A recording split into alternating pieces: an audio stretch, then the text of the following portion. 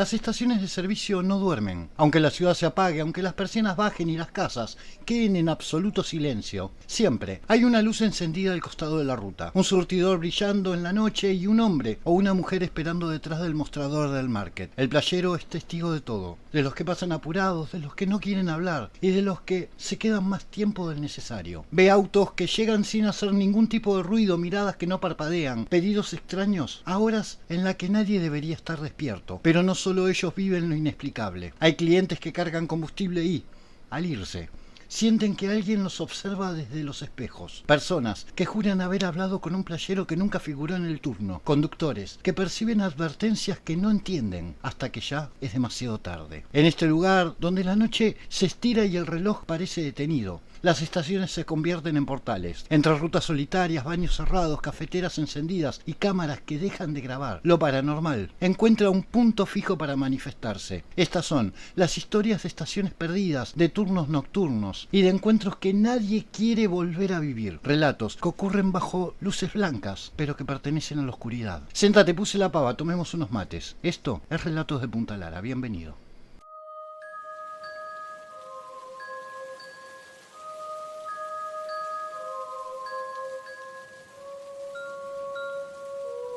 Bienvenidos, esto es Relatos de Punta Lara. Antes de arrancar, una aclaración necesaria. Esto pasó en La Plata, en pleno centro, de esos lugares donde el tránsito no afloja ni de madrugada y las luces parecen no apagarse nunca. Es una estación muy conocida, tan conocida que si decimos el nombre, no solo la reconoces vos, la reconoce toda la ciudad. Y por eso mismo no lo vamos a decir. No por misterio, sino por algo un poco más simple. Cuando pasan estas cosas, los dueños lo niegan todo. Y si uno habla de más, aparecen amenazas, denuncias, difamaciones, problemas legales. Y esa clase de líos que terminan tapando lo que verdaderamente importa. Porque lo importante no es la marca del cartel. Lo importante es lo que le pasó a Uriel. Uriel tenía 19 años, era flaco, tímido y tartamudea desde pibe. No era la tartamudez simpática de película, era la que te muerde el orgullo. La que te hace medir cada frase antes de soltarla, por miedo a que el otro te apure o se te ría. Había entrado a laburar como playero hacía poco. Venía de rebotar en trabajos de mierda y escuchar la misma frase de siempre. Te vamos a llamar. Esta vez lo llamaron de verdad. Y cuando se puso la remera con el logo y el pantalón con reflectivo, sintió algo parecido a orgullo. El primer día fue tranquilo, el segundo sí también. Hasta que el encargado, un tipo grandote con cara de aburrido permanente, lo miró de arriba abajo y le dijo: vas a hacer la noche. Uriel tragó saliva. La noche en una estación céntrica es rara. No es el silencio total de la ruta, pero tampoco es normal. Hay horas que están completamente muertas. Hay gente que aparece y desaparece. Y hay algo más. Algo que el que labura de noche aprende sin que nadie se lo explique. El mundo se afloja, como si la realidad quedara con la puerta entornada. Pero yo, intentó decir Uriel. Noche, noche, noche, noche, noche. Repitió el encargado sin ganas. Te acostumbras y no te dormís. La primera noche llegó con el calor pegajoso, de esos que te hacen sentir el asfalto respirando. Las luces blancas de la estación aplastaban la oscuridad alrededor, pero no la borraban del todo, porque la oscuridad no es ausencia de luz, es presencia de algo. A las 11 cargó un par de autos, a las 12 uno, a la 1 ninguno. Y ahí empezó el turno verdadero. A esa hora, el minimercado queda como una pecera vacía, la heladera zumbando, la cafetera calentando de más, el ventilador girando sin convicción. Uriel se paró detrás del mostrador y miró por el vidrio hacia los surtidores, quietos, brillantes, como columnas. Fue entonces cuando lo vio por primera vez, sí, un nene. No tendría más de 10 años, flaco, con una campera grande como prestada y unas zapatillas que parecían siempre mojadas. Estaba parado cerca del baño, en esa zona donde la luz no pega directo y la sombra se junta en los rincones como mugre. Uriel sintió un tirón en la boca del estómago. Le preguntó tartamudeando si estaba bien y se empezó a acercar al nene. El nene no respondió, solo lo miró. Y Uriel notó algo que lo heló. El pibe no parpadeaba. No era una mirada rara, era una mirada sin el gesto humano mínimo, como si los ojos estuvieran abiertos por obligación. Le preguntó de nuevo tartamudeando: ¿te perdiste? El nene levantó una mano y señaló la calle, hacia el lado de 8. Uriel frunció el ceño, conocía la zona, era pleno centro. No era un barrio donde aparecen nenes solos, y mucho menos a esa hora. Ahí, cuando ves uno, sabes que hay algo roto en la historia. Le pregunta cómo se llama y el pibe tardó un segundo en responder, como si tuviera que buscar el aire para hablar. No me acuerdo, dijo. Y su voz salió bajita, sin emoción, como un susurro que no te pertenece. Uriel tragó saliva, se le cruzó una idea estúpida, está drogado. Pero un nene así, no cuadraba. Le ofreció un vaso de agua, el pibe lo agarró, lo miró, no tomó, solo lo sostuvo, como si la idea de tomar ya no fuera parte de su mundo. Esa primera noche, el nene se fue igual que llegó, sin ruido. Uriel se quedó mirando el lugar donde había estado parado, esperando ver huellas en el piso, pero el suelo estaba seco. Cuando terminó el turno, a las 6, entró el relevo. Uriel le preguntó al otro playero si había visto un pibe por ahí. ¿Qué pibe? Uno chiquito, campera grande, parado en el baño, así lo describió Uriel. El otro lo miró raro. Acá no entran nenes a la noche, y mucho menos solos. Uriel se fue con el pecho apretado. La segunda noche lo vio de nuevo, mismo lugar, misma cara sin dueño. Y esta vez, cuando Uriel se acercó, el pibe habló primero. ¿Tenés caramelos? Uriel se quedó duro. Sí, creo que sí, le respondió, de nuevo tartamudeando. Fue al minimercado, agarró una bolsita de caramelos y volvió. Cuando la extendió, el pibe la agarró con una mano muy pálida, demasiado pálida. Gracias, dijo el nene sin sonrisa. Uriel sintió una mezcla de ternura y miedo, porque había algo en ese gracias que sonaba despedida. A la tercera noche Uriel ya lo esperaba. Había comprado unos autitos baratos,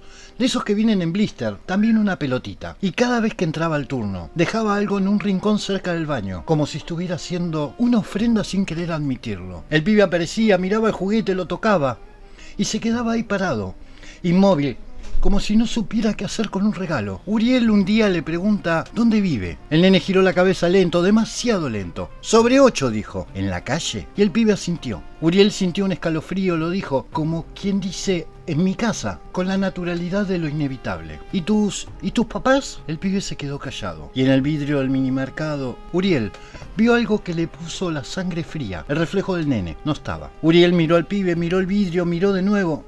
No había nada. Ahí se dio cuenta de que eso que estaba frente a él no era un nene perdido. Esa noche, cuando Uriel se metió en el baño a lavarse la cara, escuchó una risita detrás suyo. Se dio vuelta rápido, no había nadie. Pero en el espejo, por un segundo, vio a alguien parado en la puerta. Un nene. Y no era el mismo. O sea, era el mismo y no a la vez. Tenía la cara más hundida, la piel más gris, los ojos más grandes, como si el que veía fuera un recuerdo y el del espejo fuera la verdad. Uriel se quedó con las manos apoyadas en la bacha, temblando.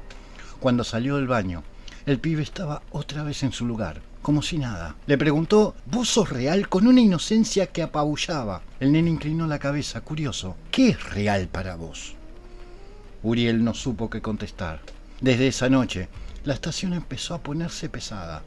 La puerta del minimercado se abría solo, la cafetera se encendía sin que nadie la tocara, y cada tanto las cámaras de seguridad, esas que apuntaban a los surtidores, se cortaban justo a la hora en la que el nene aparecía. Uriel empezó a soñar con la calle 8, con 8:54, 8:50, 8:51, siempre en las mismas calles. Él iba y venía, caminaba y siempre veía al mismo pibe sentado en la vereda, abrazándose las rodillas, mirando autos pasar. Pero nadie lo miraba a él, nadie lo veía, era como si estuviera pintado en el fondo del mundo. Una madrugada, cerca de las 3, entró un auto oscuro, vidrios polarizados, se detuvo en el surtidor. No bajó nadie, el motor quedó en marcha. Uriel se acercó, golpeó el vidrio, le preguntó cómo pudo, qué cargaba y cuánto. Del otro lado una cara lo miró, una cara adulta, dura, con ojos sin luz. No dijo nada, solo lo miró. Y entonces Uriel sintió atrás suyo la presencia del nene. No lo vio, lo sintió como una sombra fría pegada a la nuca y de hecho él estaba acostumbrado ya a ese nene. La voz del pibe sonó al lado de su oreja, bajita. No le cargues. Uriel se quedó helado, miró al conductor otra vez. El tipo sonrió apenas, una sonrisa que no era sonrisa, era una amenaza. Uriel retrocedió. Le dijo que no funcionaba el surtidor, obvio, era mentira, que tenía que ir a otro lado. El auto se quedó quieto 2 segundos. Después aceleró de golpe y se fue, como si hubiera venido otra cosa y no la consiguió. Uriel se dio vuelta desesperado a ver al nene. Ahí estaba y por primera vez el pibe sonreía. No solo era una sonrisa, era alegría, era alivio. Gracias, dijo el nene. Uriel sintió un nudo en la garganta y le preguntó cómo pudo, de qué lo avisó. El pibe lo miró fijo porque a mí no me avisó nadie. El aire se apagó, literal, como si la estación entera hubiera perdido el oxígeno. Uriel sintió que las luces se volvían más blancas, más duras. y ahí nomás le preguntó qué pasó. Y se odiaba por hacerlo porque sabía que estaba abriendo una puerta que él no quería abrir. El nene bajó la mirada hacia los juguetes que Uriel le había dejado durante días. Autitos, caramelos y una pelotita. Me olvidaron, susurró. Uriel tragó saliva con el corazón golpeándolo en las costillas. No, yo no te olvidé, le dijo Uriel. El nene levantó la cabeza y ahí Uriel vio lo peor. En los ojos del pibe había algo viejo, algo que no correspondía a un nene. ¿Vos te acordás? Por eso vengo. Uriel sintió un frío que le subió por la espalda. ¿Venís por mí? El pibe no respondió con palabras, solo señaló el baño. Uriel miró hacia la puerta del baño y vio que estaba apenas abierta. Desde adentro, una oscuridad más negra que la noche respiraba, como si el baño no fuera un baño, sino un agujero. Y en el borde de esa oscuridad, algo se movió. No una persona, no un cuerpo, algo. Uriel se quedó clavado, la garganta seca, la lengua pesada. El nene lo miró serio otra vez. No entres ahora. Uriel, temblando, hizo lo único que pudo. Se encerró en el minimercado, trabó la puerta, apagó las luces y se quedó agachado detrás del mostrador, con el celular en la mano sin animarse a llamar a nadie. ¿Por qué? ¿Qué decís? ¿Qué hay? ¿Un nene fantasma? ¿Que el baño se abrió a un lugar que no existe? A las 6, cuando entró el relevo, lo encontraron blanco como un papel. Obviamente, no era el adecuado. Uriel pidió el cambio de turno ese mismo día, rogó, tartamudeó hasta quedarse sin aire. El encargado rió, lo trató de blando y lo terminó echando. Uriel volvió a esa estación una sola vez más, de día, con el sol golpeando fuerte, con la gente entrando y saliendo como si nada. Se acercó al baño y en la pared, justo al lado de la puerta, Uriel dejó una bolsita de caramelos en el piso, al lado. Se dio media vuelta y se fue. Antes de seguir, si alguna vez trabajaste de noche, si pasaste horas bajo luces que no se apagan y sentiste que no estabas solo, quédate. Suscríbete a Relatos de Punta Lara y deja tu historia en comentarios, porque hay lugares que parecen comunes hasta que alguien se anima a contar lo que vio. Antes de arrancar, lo mismo que aclaramos antes. Hay estaciones de servicio que todos conocen. Algunas siguen funcionando, otras quedaron en el olvido y aunque el cartel todavía esté ahí, aunque la estructura siga en pie, oficialmente no pasa nada. Por eso, no vamos a decir nombres, ni marcas, ni empresas. Coincidentemente, es la misma que en el relato anterior y por las mismas razones, cuando la historia se cuenta, siempre aparece alguien que dice que esto no existe. Pero Pablo sabe que sí existió. Pablo era gendarme destinado en Quilmes, hombre de rutinas, reglamentos y procedimientos, de esos que no creen en sensaciones, sino en hechos, en datos, en pruebas. Cuando se compró el Audi, un modelo nuevo, lleno de sensores, cámaras y alertas, sintió que por fin estaba manejando algo que no fallaba. El auto detectaba peatones, animales, cambios de carril, todo. Si algo aparecía en la ruta, el Audi lo iba a ver antes que él. Por eso eligió salir de madrugada, tipo 3 de la mañana. Ruta camino a Mar del Plata, La Feliz. Poco tránsito, asfalto negro, liso, interminable. El velocímetro clavado en 110. La radio bajita, el cielo sin luna. A esa hora, la ruta no es ruta, es un túnel. Pablo llevaba casi una hora manejando cuando lo notó. Una luz blanca a lo lejos, que se encendía y se apagaba. Pablo frunció el ceño, miró los espejos. No había nada.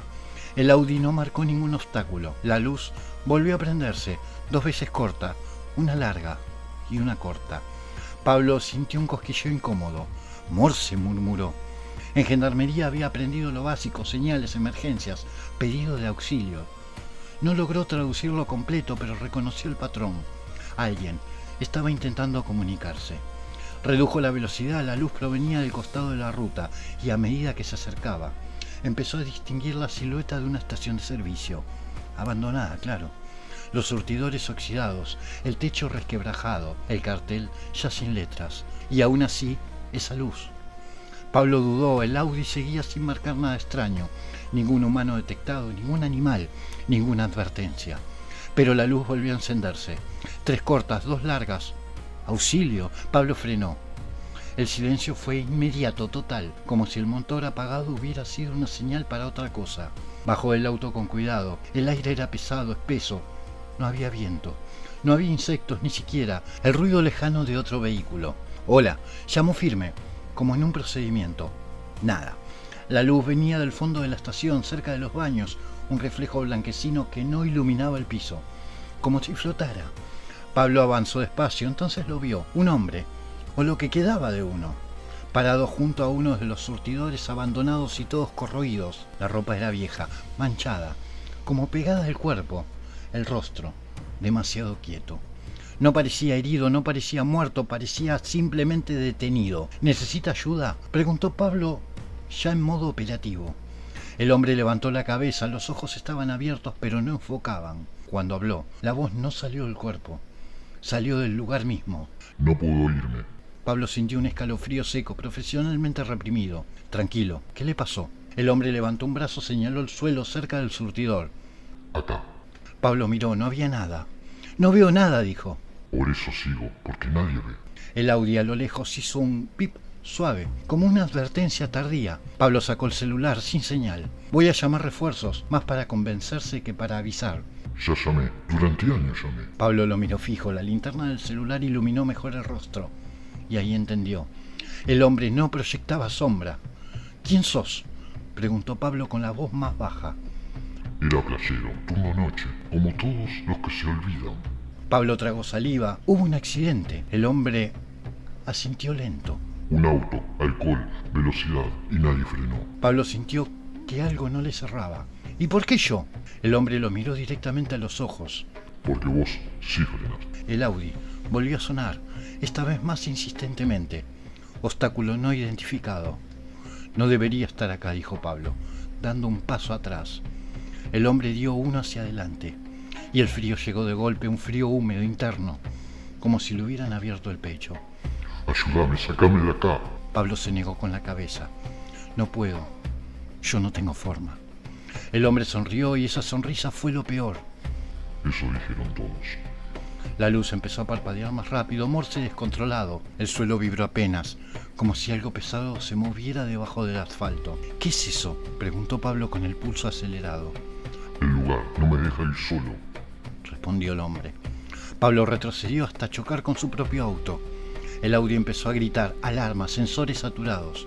Presencia múltiple detectada. Múltiple, susurró Pablo. Detrás del hombre empezaron a aparecer figuras, sombras humanas, algunas sin cabeza, otras con partes faltantes. Playeros, clientes serán. Gente que había frenado y nunca se había ido del todo. No hay salida, dijeron varias voces superpuestas. Pablo abrió la puerta del Audi desesperado. El tablero se apagó.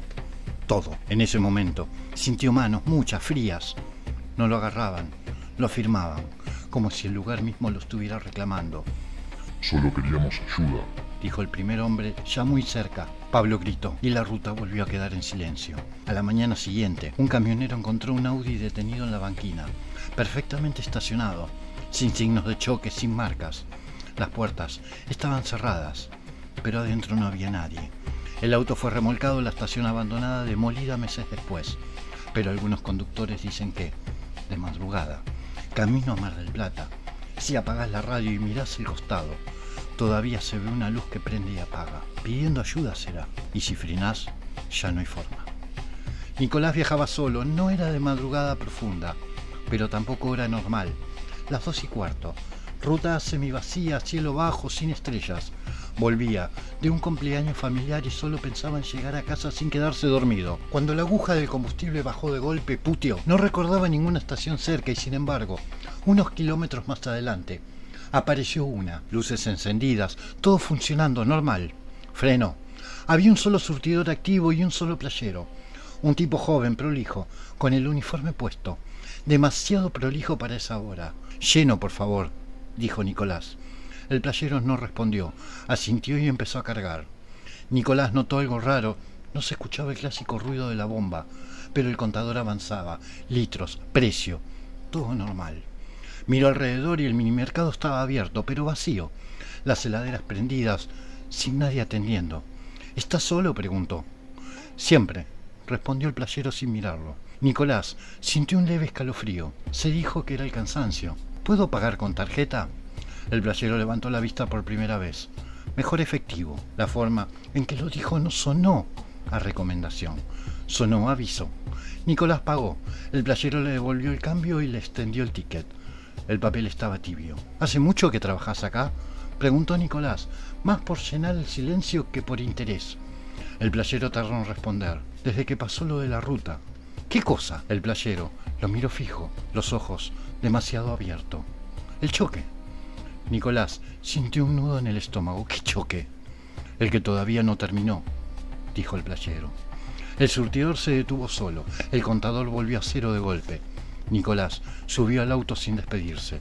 Cuando arrancó, miró por el espejo. La estación ya no estaba, solo el campo oscuro y la ruta. Frenó de golpe, bajó del auto, caminó unos metros. Nada, ni luces, ni surtidores, ni cartel. No puede ser, murmuró. Volvió al auto temblando.